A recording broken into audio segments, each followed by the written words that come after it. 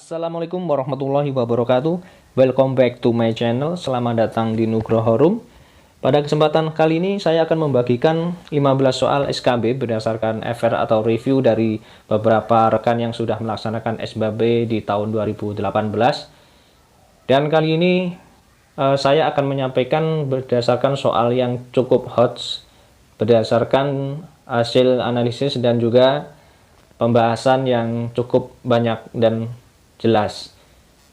Jadi prediksi soal dan pembahasan SKB itu kita akan masuk pada formasi PGSD. Jadi khusus untuk guru-guru PGSD ya. Nanti akan saya bagi menjadi 3 part atau 3 bagian. Jadi ini yang bagian pertama, tinggal nanti ada bagian yang berikutnya. Berikutnya langsung saja kita masuk ke nomor 1 ya. Soal nomor 1 ini untuk membantu perkembangan siswa secara maksimal, guru dapat menggunakan strategi pembelajaran yang bersifat demokratis. Salah satunya metode diskusi. Hal ini dilakukan untuk mengembangkan diri siswa pada aspek titik-titik. A. Fisik, B. Emosi, C. Sosial, D. Kepribadian. Jawaban yang benar adalah C, yaitu aspek sosial ya. Untuk pembahasannya, seorang guru dapat menggunakan strategi pembelajaran yang bersifat demokratis dengan menerapkan model pembimbingan bagi siswa, baik secara individu maupun kelompok. Salah satunya dengan metode diskusi. Hal ini dilakukan untuk dapat membantu perkembangan sosial siswa secara maksimal. Berikutnya soal nomor 2. Menurut Piaget, ciri-ciri perkembangan intelektual siswa yang ditandai dengan kemampuan siswa dalam mengklarifikasi objek pada tingkat dasar secara tunggal dan mencolok adalah tahap titik-titik. A. Sensori motorik, B. Praoperasional, C. Operasional formal, D. Operasional konkret. Jawaban yang tepat adalah B. Praoperasional. Jadi, menurut Jean Piaget, perkembangan intelektual atau kognitif anak dan remaja dibagi menjadi 4 tahap, yakni sensor motorik usia 0-2 tahun, praoperasional 2-7 tahun, operasional konkret 7-11 tahun, dan operasional formal 11-15 tahun. Ciri perkembangan intelektual tahap praoperasional meliputi self counternya yang sangat menonjol, dapat mengklarifikasikan objek pada tingkat dasar secara tunggal dan mencolok, tidak mampu memusatkan perhatian pada objek yang berbeda, mampu mengumpulkan barang-barang menurut kriteria, dan dapat menyusun benda-benda secara deret tetapi tidak bisa menjelaskan perbedaan antara deret. Berikutnya soal nomor 3. Dalam proses pembelajaran di kelas, seorang guru mengidentifikasi kesiapan siswa seperti tidak mengantuk saat di kelas, tidak mengalami gangguan panca indera seperti mata, telinga, dan tidak mudah lesu di kelas, dan siswa tidak dalam kondisi sehat. Kesiapan siswa dalam proses pembelajaran yang dimaksud adalah titik-titik. A. Kesiapan fisik, B. Kesiapan emosi, C. Kesiapan psikis, D. Kesiapan kognisi. Jawaban yang paling tepat adalah A, yaitu kesiapan fisik. Jadi bagi guru, mengetahui kesiapan siswa dalam proses pembelajaran merupakan hal yang sangat penting. Hal ini dilakukan agar guru dapat memberikan tindak lanjut atau saran tertentu untuk mempersiapkan kondisi siswa dalam proses pembelajaran. Identifikasi kesiapan siswa yang ditandai dengan siswa tidak mengantuk di kelas, tidak mengalami gangguan panca indera, dan siswa tidak mengantuk serta dalam kondisi sehat, merupakan bagian kesiapan fisik siswa dalam proses pembelajaran. Berikutnya soal yang nomor 4. Menurut konsep master learning, kesulitan belajar siswa ditandai dengan titik-titik. A. Siswa mengabaikan dan lambat dalam melakukan aktivitas dan menyelesaikan tugas belajar. B. Siswa menunjukkan sikap yang kurang produktif dan kurang pantas. C. Siswa menunjukkan tingkah laku yang tidak mendukung dan tidak wajar. D. Siswa tidak dapat mencapai ukuran keberhasilan tingkat penguasaan minimal dalam pembelajaran tertentu untuk periode tertentu. Jawaban yang paling tepat adalah D. Ya. Jadi menurut konsep master learning ini atau belajar tuntas, kesulitan belajar siswa ditandai dengan yang pertama, A. Siswa tidak dapat mencapai ukuran keberhasilan tingkat kepuasan minimal dalam pembelajaran tertentu. untuk periode pembelajaran tertentu. Yang kedua, prestasi belajarnya jauh di bawah potensi yang diperkirakan lebih tinggi. C. Yang ketiga, siswa tidak mampu melakukan tugas-tugas dalam proses pembelajaran sesuai dengan tingkat perkembangannya. Yang D. Siswa tidak mampu menguasai pengetahuan prasyarat. Baik, berikutnya nomor 5. Soal nomor 5. Jika siswa terlihat bosan dan tidak antusias dalam mengikuti pembelajaran, guru sebaiknya melakukan hal-hal berikut kecuali A. Menggunakan pembelajaran berbasis game. B. Menggunakan pendekatan active learning. C. Melakukan pembelajaran di luar ruangan. D. Menyarankan siswa untuk menahan kebosanannya. Jawaban yang paling tepat adalah ya, D. Ya, menyarankan siswa untuk menahan kebosanannya, kecuali. Jadi, salah satu hal yang dapat dilakukan guru untuk mengatasi kebosanan dan ketidakantusiasan siswa dalam pembelajaran adalah dengan menggunakan variasi strategi pembelajaran. Dengan demikian, guru dapat melakukan variasi strategi pembelajaran dengan pembelajaran inovasi seperti pembelajaran berbasis game atau permainan, pembelajaran aktif atau active learning, pembelajaran di luar ruangan, dan pembelajaran inovasi lainnya. Berikutnya soal nomor 6. Nadiem dalam mengikuti kegiatan pembelajaran di kelas bersikap acuh tak acuh. Berikut ini yang sebaiknya dilakukan oleh guru Nadiem, mengajak diskusi Nadiem secara personal untuk mencari solusi masalah.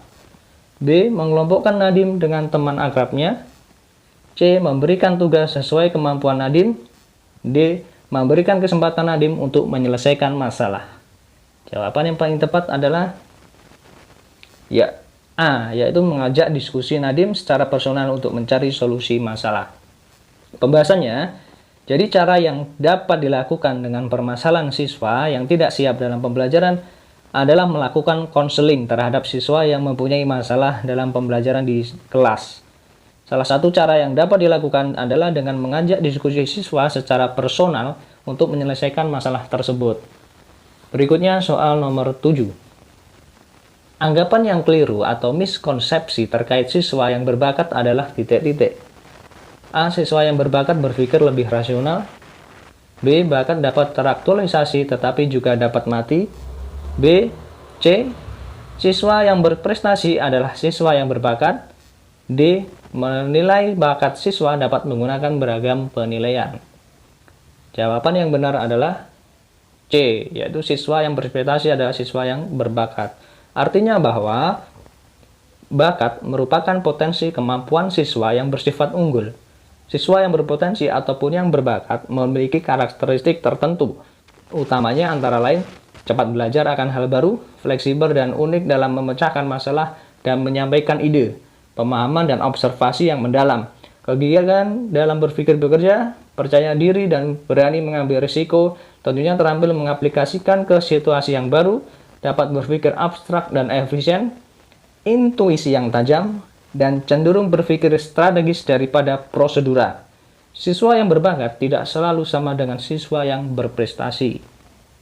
Berikutnya soal nomor 8. Berikut ini adalah cara meningkatkan kemampuan siswa dalam hal kemampuan penalaran dan berpikir adalah A. Memberikan stimulan siswa dengan soal penalaran tinggi. B. Memberikan siswa dengan soal-soal yang mengasah keterampilan berhitung. C. Membiasakan siswa untuk mengingat fakta. D. Membiasakan siswa untuk menyelesaikan masalah secara prosedural. Jawaban yang paling tepat adalah A, yaitu memberikan stimulan siswa dengan soal penalaran tinggi. Artinya, salah satu cara untuk meningkatkan kemampuan siswa dengan kemampuan penalaran dan berpikir adalah dengan memberikan stimulan siswa dengan soal penalaran yang tinggi. Jadi soal penalaran tinggi merupakan salah satu soal yang mengukur kemampuan berpikir tingkat tinggi atau biasa disebut dengan soal HOTS, High Order Thinking Skill. Ada juga yang menyebut dengan soal non-routine problem. Merupakan soal yang tidak dapat diselesaikan dengan menggunakan prosedur penyelesaian soal biasa.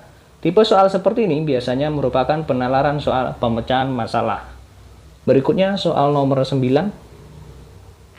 Berikut ini merupakan cara yang dapat dilakukan guru untuk mencegah terjadinya tindakan amoral di kalangan siswa remaja, kecuali A. Guru terus menumbuhkan self-efficacy siswa ya. B. Guru menanamkan nilai-nilai keagamaan yang melarang tindakan amoral. C. Guru memberikan penjelasan kepada siswa akibat tindakan amoral. D. Guru menjelaskan dampak tindakan amoral bagi siswa, keluarga, dan masyarakat. Jawaban yang tepat adalah A, yaitu guru terus menumbuhkan self-efficacy siswa. Kecuali ya, guru dapat melakukan kegiatan preventif dalam mengatasi terjadinya tindakan amoral di kalangan siswa remaja atau SMP, antara lain, guru menanamkan nilai-nilai keagamaan yang melarang tindakan amoral, guru memberikan penjelasan kepada siswa akibat tindakan amoral, dan guru menjelaskan dampak tindakan amoral bagi siswa, keluarga, dan masyarakat. Berikutnya soal nomor 10. Asih memperoleh nilai yang rendah pada tes harian materi garis singgung lingkaran. Guru matematika Asih menemukan bahwa Asih tidak tepat memodelkan permasalahan dari gambar yang diberikan. Kesulitan belajar Asih adalah titik-titik. A. Memory. B. Reasoning and logical thinking. C. Visual spatial relationship. D. Executive conditioning.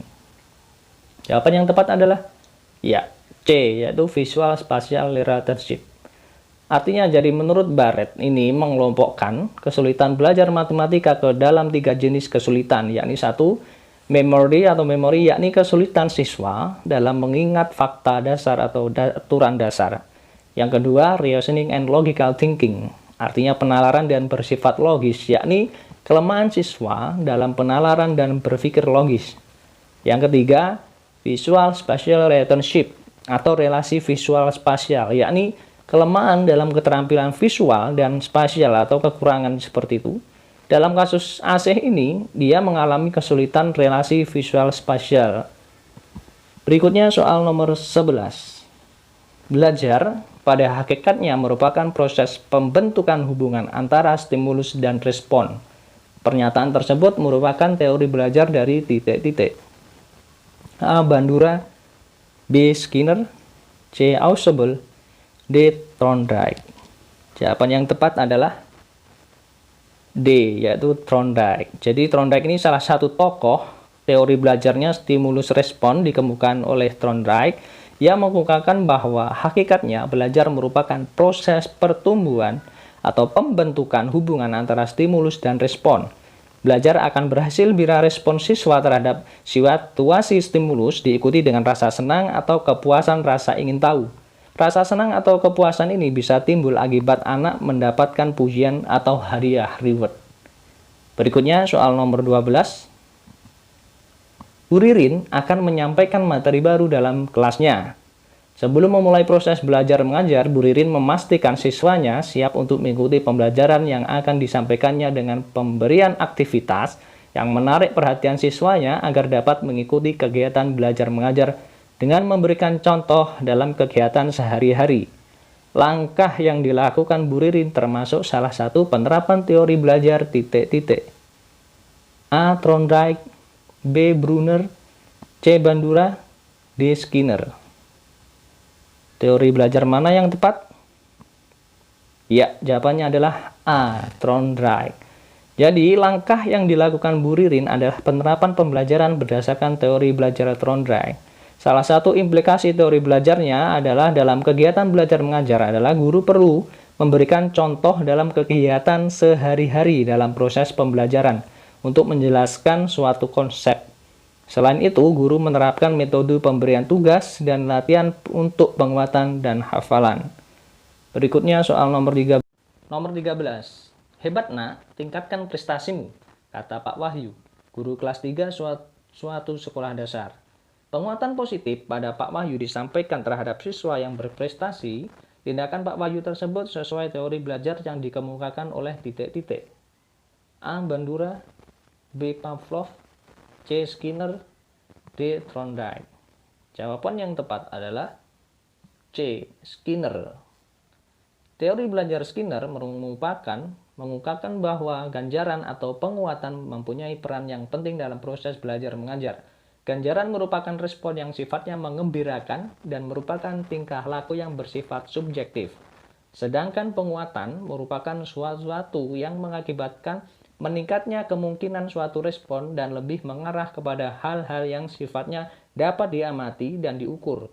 Kata ucapan Pak Wahyu tersebut merupakan bentuk ganjaran atau penguatan yang positif atas keberhasilan prestasi anak didiknya. Berikutnya soal nomor 14. Konsep penting dalam teori belajar dari Vygotsky adalah titik-titik. A. Scaffolding and conditioning. B. Scaffolding dan zona of proximal development. C. Zona of proximal development, law effect, and scaffolding. D. Reinforcement and punishment. Jawaban yang paling tepat adalah B. Jadi, untuk konsep penting dalam teori belajar dari Vygotsky adalah zona perkembangan proksimal atau zona of proximal development dan topangan dukungan secara dinamis atau scaffolding. Jadi, CPD merupakan zona atau area di mana anak dapat berkembang secara mandiri dari apa yang bisa dicapai anak tersebut. Jika anak tersebut mendapatkan bantuan dari orang lain yang lebih kompeten, bantuan yang bertujuan agar anak mampu mengerjakan tugas-tugas atau soal yang lebih tinggi tingkat kesulitannya daripada tingkat perkembangan kognitif yang aktual dari anak yang bersangkutan disebut dukungan dinamis atau scaffolding. Berikutnya soal nomor 15. Pembelajaran yang dikatakan bermakna yaitu mendorong siswa untuk lebih titik-titik. A. Memahami. B. Mandiri. C. Menghargai. D. Terampil. Jawaban yang tepat adalah A. Memahami.